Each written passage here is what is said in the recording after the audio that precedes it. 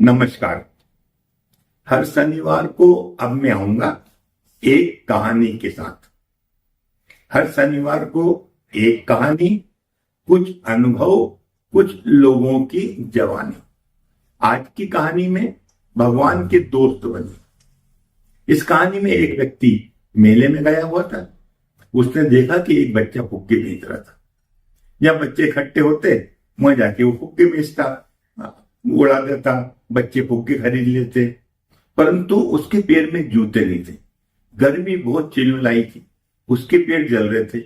जो व्यक्ति मेले में गया था उसने जब बच्चे को देखा तो उसके मन में दया आ गई।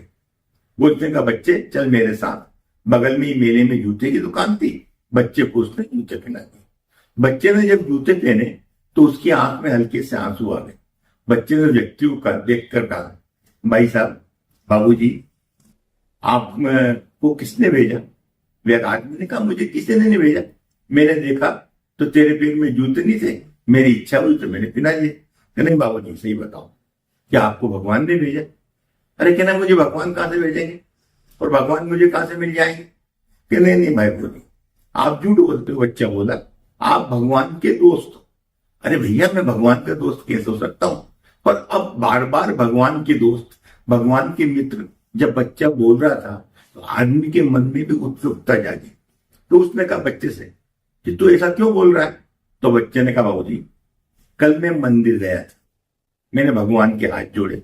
मैंने कहा, हे भगवान, मेरे पैर में जूते नहीं है, फुग्गे में इतनी कमाई नहीं होती कि माँ और बेटी के और मेरा पेट बढ़ जाए, इसलिए मुझे कहीं से जूते की व्यवस्था करा दो। कल भगवान को मैं बोल के आया ना, आज जूते पहन लिए। तो भगवान ने आपको भेजा और किसी ने नहीं भेजा।